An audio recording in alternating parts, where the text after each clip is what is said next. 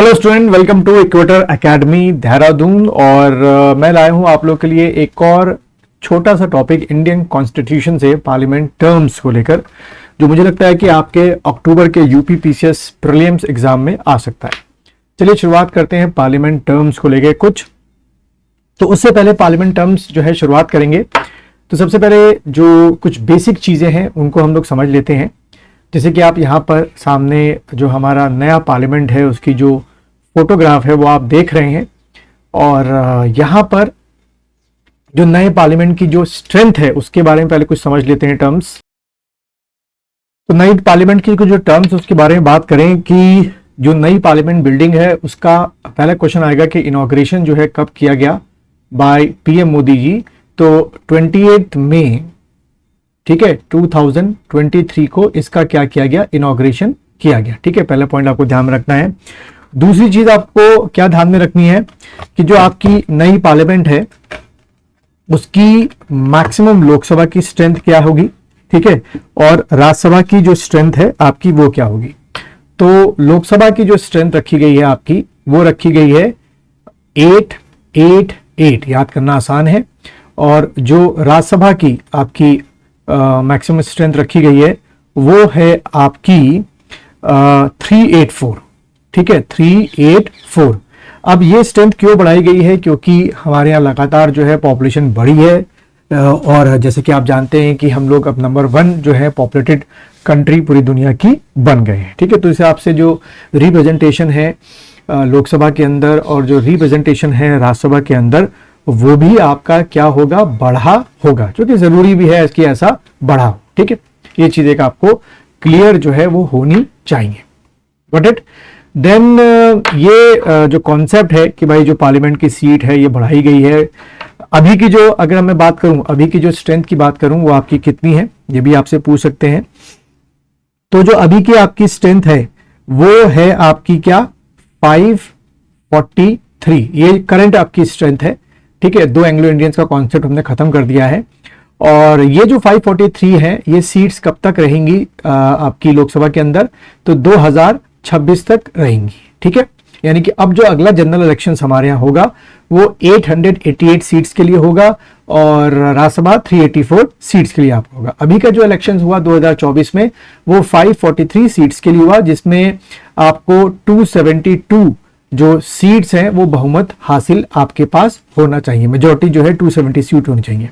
अब आज के कॉन्टेस्ट में देखते हैं कि ये आपकी हो गई 543 सीट्स, और जो यहाँ बैठे होंगे इस कोने में आपके बैठे होंगे, यानी कि जिन्होंने क्या बनाई होगी, सरकार बनाई होगी, उनके पास 272 प्लस में क्या होगी, आपकी सीट्स होंगी उस पार्टी के पास, वही यहाँ पे रूलिंग पार्टी कर रहा होगा। वो बात अलग है कि इस बार कोलिशन की गवर्नमेंट बनी है, बीजेपी के पास पूरी 272 सीट्स नहीं आई है, वो एक अलग चीज है, बट जो सहयोगी दल है उनके मिलने से 272 से उनका ज्यादा का मार्क निकल गया है। और अपोजिशन जो है वो कहाँ बैठता है, इधर की, यानी कि स्पीकर के लेफ्ट हैंड साइड पे।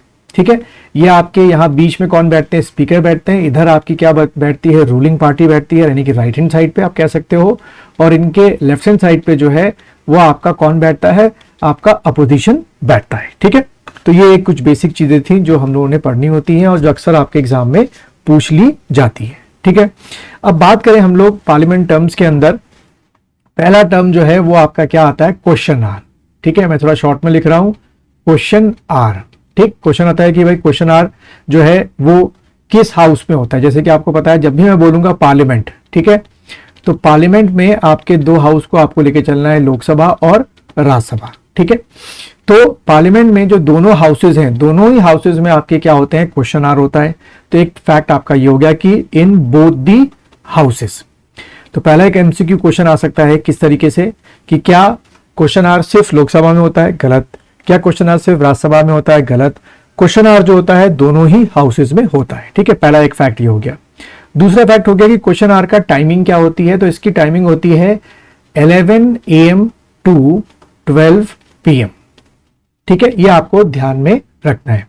यहीं से मैं उन स्टूडेंट्स के लिए थोड़ा सा डिस्कस करूंगा जो नए स्टूडेंट्स हैं, कि हमारे साल में 3 सेशंस आपके होते हैं। ठीक है, 3 बार ऐसा होता है जब पार्लियामेंट आपकी मीट करती है, यानी कि सारे लोकसभा के मेंबर आते हैं, सारे राज्यसभा के मेंबर आते हैं। और वो 3 आपके सेशंस कौन से होते हैं, पहला होता है आपका बजट सेशन, ठीक है।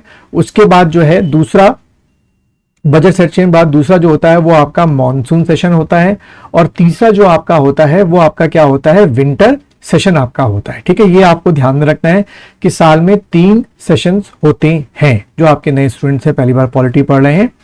दूसरा बच्चों, आपको एक और चीज ध्यान में रखनी है कि 2 सेशंस के बीच में 6 मंथ से ज्यादा का गैप नहीं होना चाहिए।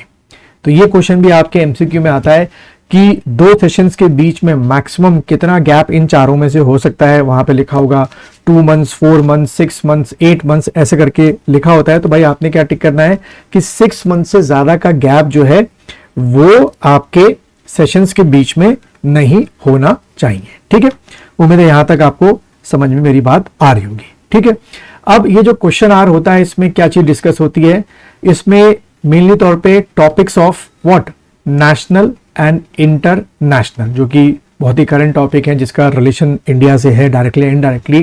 कुछ नेशनल ऐसा इवेंट हो गया है, कुछ नेशनल ऐसा इंसिडेंट हो गया है, या इंटरनेशनली ऐसा इंसिडेंट या कुछ ऐसा हैपनिंग हो गई है, तो उसको लेकर डिस्कशन आपका होता है। ठीक है, ये क्वेश्चन आर की जो शुरुआत थी पहली बार इंग्लैंड में आपकी हुई थी। ये भी एक पॉइंट आपसे पूछा जा सकता है। It was first started in England in 1721, और हमारे इंडिया की अगर बात करें तो ब्रिटिश इंडिया में, ध्यान में रखना ब्रिटिश इंडिया, ठीक है, ब्रिटिश इंडिया में ये पहली बार जो है वो इंडियन काउंसिल एक्ट 1892 से इसकी शुरुआत हुई थी। ये है वो फैक्ट जो आपके एमसीक्यू में पूछा जा सकता है कि ब्रिटिश इंडिया में पहली बार क्वेश्चन आर की शुरुआत किस एक्ट से हुई। तो आपने रटाफिकेशन करना है इंडियन काउंसिल एक्ट 1892। उम्मीद है यहां तक आपको समझ में आ रहा होगा। ठीक है, उसके बाद अगली बात करें हम लोग कि क्वेश्चंस टाइप की, तो एक आपका मेनली तौर पे होता है स्टारेड क्वेश्चन। ठीक है, स्टारेड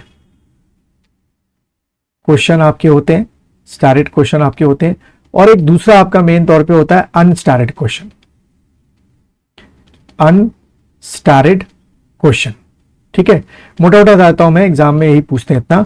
स्टारेड क्वेश्चन में क्या होता है कि आपको जो भी एमपीज हैं, जो एमपीज कहां पे यहाँ एस जो लेके ये जो अपोजिशन में बैठे हुए हैं, ये मिनिस्टर थे। जो यहाँ पे कौन बैठता है, कैबिनेट मिनिस्टर बैठते हैं। यहाँ पे कौन बैठते हैं, कैबिनेट मिनिस्टर। इनसे क्वेश्चनिंग करते हैं। ठीक है, और want answer in the house, तुरंत क्वेश्चन पूछा इन्होंने, जो यहाँ पे कौन बैठा है, कैबिनेट मिनिस्टर्स बैठे हैं, वो उसका आंसर देंगे।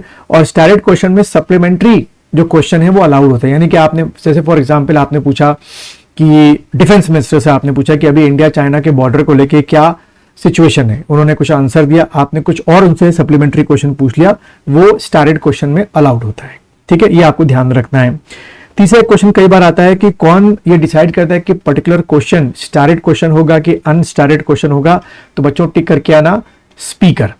ठीक है, लोकसभा में कौन डिसाइड करेगा, आपका स्पीकर डिसाइड करेगा, और राज्यसभा में कौन डिसाइड करेंगे, आपके चेयरमैन जो है वो डिसाइड करेंगे कि पर्टिकुलर क्वेश्चन आपका स्टारेड क्वेश्चन बनेगा कि अनस्टारेड होगा। क्योंकि अगर स्टारेड हो गया तो आप उसके सप्लीमेंट्री क्वेश्चंस पूछ सकते हैं।